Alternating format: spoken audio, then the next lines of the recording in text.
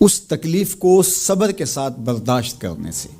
اگر وہ واویلا کرتا ہے، ناشکری کے کلمات کہتا ہے، تو تکلیف تو ختم نہیں ہوتی لیکن اجر زائل کر دیا جاتا ہے۔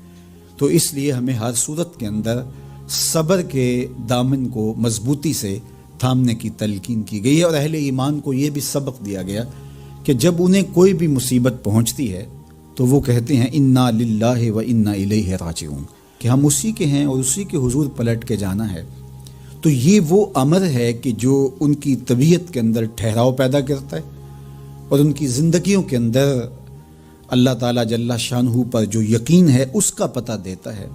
اگر مصیبت کو اللہ کی طرف سے سمجھ کے، مان کے صبر کیا جائے، اس کو مقدور سمجھا جائے، اس پر واویلا نہ کیا جائے، اللہ کی نافرمانی کا کوئی کلمہ نہ بولا جائے، اپنے عقیدے میں تزلزل نہ آنے دیا جائے، اپنے رویوں کی خوبصورتی کو زائل نہ ہونے دیا جائے، تو اس کا مطلب ہے کہ وہ شخص مومن ہے، اس کا یقین ہے کہ یہ اللہ کی طرف سے ہے۔ تو پھر اس کے یقین کے صلے کے اندر اللہ اس کو پھر ہدایت قلب کا چراغاں نصیب کرتا ہے۔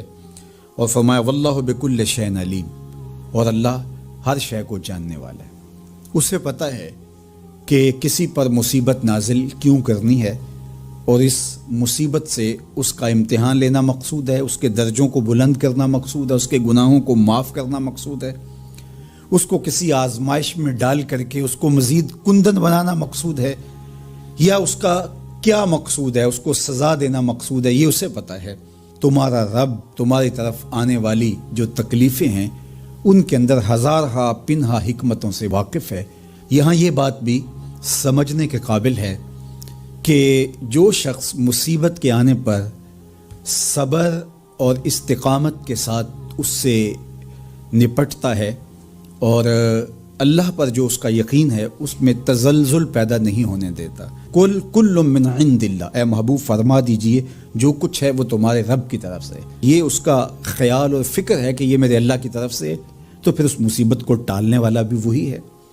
تو اگر یہ اس کا عقیدہ پختہ تھا تو پھر وہ مالک کی دہلیز چھوڑ کے، مالک کی چوکھٹ چھوڑ کے کسی اور دہلیز پہ نہیں جائے گا، کسی اور چوکھٹ پہ نہیں جائے گا، وہ اس مصیبت کو دور کرنے والا مؤثر حقیقی اللہ کو ہی جانتا ہوگا اور اسی کے حضور دعائیں کرے گا، التجائیں کرے گا، کسی شرک کا ارتکاب نہیں کر سکتا ہے، اور وہ مالک کی دہلیز سے کبھی روح گردانی نہیں کر سکتا، بلکہ اس تکلیف کے آنے سے وہ اپنے رب کے ساتھ اور زیادہ جڑ جائے گا۔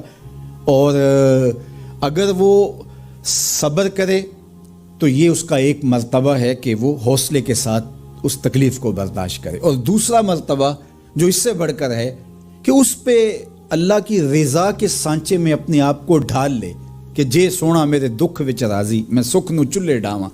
اگر وہ اس بات پہ راضی ہے تو کوئی بات نہیں ہے، میں اس پہ راضی ہوں کہ میرے رب کی یہ رضا ہے۔ تو یہ دونوں چیزوں کا مل جانا، یا دونوں میں سے کسی ایک کا مل جانا، یہ اللہ کی طرف سے اس کو دیا گیا انعام ہے جو اس مشکل حالات میں اس کو حاصل ہوتا ہے۔ اب وہ کس کیفیت میں ہے اللہ تعالیٰ اس کو خوب جانتا ہے، کہ وہ اس پہ صبر کر رہا ہے یا اس کا اندر ڈول رہا ہے، اس کا عقیدہ کمزور تھا اور وہ کمزوری کے باعث جو ہے وہ تزلزل کا، تذبذب کا شکار ہو گئے، تو یہ تمہارا رب خوب جانتا ہے۔ تو تمہارے سینے کے اندر چھپی ہوئی کیفیت تمہارے رب کے علم میں ہے۔ حضور علیہ الصلوۃ والسلام نے فرمایا کہ مومن کا معاملہ بھی بڑا عجیب ہے کہ اسے اگر تکلیف ہوتی ہے تو اس پر وہ صبر کرتا ہے، یا اسے خوشی ملتی ہے تو اس پر وہ شکر کرتا ہے، تو دونوں صورتوں میں اللہ اس کو اجر عطا کرتا ہے، اور یہ صرف شان مومن کی ہی ہے کہ وہ مصیبت پر صبر کرے، بلکہ فرمایا کہ مومن کے پاؤں میں کانٹا بھی چبھتا ہے تو اس کا بھی اس کو اجر دیا جاتا ہے، اس کے درجے بلند ہوتے ہیں، اس کے گناہ معاف کر دیے جاتے ہیں، اس کی خطاؤں سے درگزر کر لیا جاتا ہے، لیکن یہ مشروط ہے۔ حضرت جابر رضی اللہ تعالیٰ عنہ فرماتے ہیں کہ رسول کریم صلی اللہ علیہ وآلہ وسلم نے ارشاد فرمایا، اللہ اکبر، دیکھیے کہیں کہا گیا کالا کالا نبی صلی اللہ علیہ وسلم، کہا گیا کالا کالا رسول اللہ صلی اللہ علیہ وسلم، کہیں کہا گیا کالا کالا ابو القاسم صلی اللہ علیہ وسلم، کیسے رنگ ہیں۔ حضرت عائشہ بھی روایت کرتی ہیں حضور کی حدیث، تو کبھی نہیں کہتی کہ کالا کالا زوجی، میرے شوہر نے کہا، وہ بھی کہتے ہیں کالا کالا رسول اللہ۔ میرے رسول نے کہا.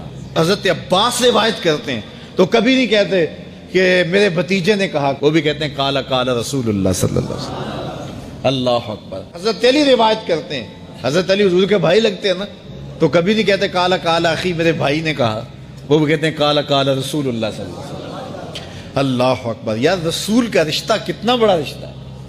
تو کوئی نہیں کہتا میرے شوہر نے کہا ہے, کوئی نہیں کہتا میرے بھتیجے نے کہا ہے, کوئی نہیں کہتا کہ میرے بھائی نے کہا ہے, سارے کہتے ہیں میرے رسول نے کہا ہے. تو یار یہ کتنا بڑا رشتہ ہے, کتنا عظیم رشتہ ہے. تو اس رشتے کے ساتھ فخر ہوتا ہے, ناز ہوتا ہے. اللہ اکبر. تو یہ کیا کہتے ہیں, قال ابو القاسم. اب یہ کہتے ہیں قال قال رسول اللہ صلی اللہ علیہ وسلم, رسول کریم صلی اللہ علیہ وسلم نے ارشاد فرمایا, اردت علی النار, میرے اوپر جہنم کو پیش کیا گیا. میں نے جہنم کا ملاحظہ کیا تو میں نے وہاں ایک عورت کو دیکھا, اس کی ایک بلی تھی, اس بلی کی وجہ سے اس کو میں نے عذاب میں مبتلا دیکھا. کیسے بلی کی وجہ سے اس کو عذاب دیا جا رہا تھا؟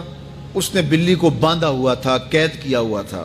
نہ تو اس کو وہ کوئی دودھ دیتی تھی, کوئی اس کو کھانے کے لیے چیز دیتی تھی, اور نہ ہی اس کو چھوڑتی تھی کہ وہ زمین کے کیڑے مکوڑے کھا کے اپنے پیٹ کی آگ بجھا سکے. یہاں تک کہ وہ بلی بھوک کی وجہ سے مر گئی. رسول اللہ فرماتے ہیں بلی کی اس مالکہ کو میں نے جہنم کی آگ میں جلستے ہوئے دیکھا.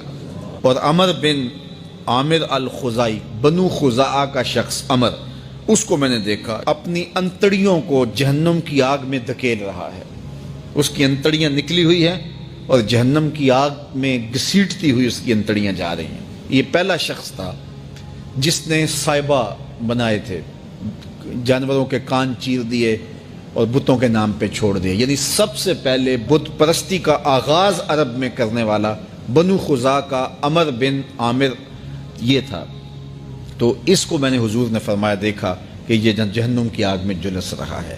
کیونکہ اب جتنے بھی لوگ بت پرستی کریں گے ان سب کا گناہ عمر بن عامر کے نامہ اعمال میں درج ہوگا. ان کو بھی گناہ ملے گا جو بت پرستی کرتے ہیں. اور چونکہ ایجاد اس نے کیے تھے, بت اس نے بنائے تھے, تراشے اس نے تھے, پھر اس کے بعد اس نے جانور بتوں کے نام پہ چھوڑے تھے, چڑھاوے چڑھانے کا انداز اختیار کیا تھا, لہٰذا اس کو جو ہے وہ گناہ پہنچتا رہے گا. تو کہا میں نے اس کو عذاب میں مبتلا دیکھا. تو اگر خیر کی بنیاد رکھو گے نیکیاں ملتی رہیں گی, کھاتے کبھی بھی کلوز نہیں ہوں گے. اور اگر برائی کی بنیاد رکھو گے قیامت تک اس برائی پر جو عمل کرتے رہیں گے اس کا گناہ بھی کھاتے میں پڑتا رہے گا. اللہ اکبر. تو ہمیں اچھائی کی طرح ڈالنی چاہیے, نیکی کی طرح ڈالنی چاہیے.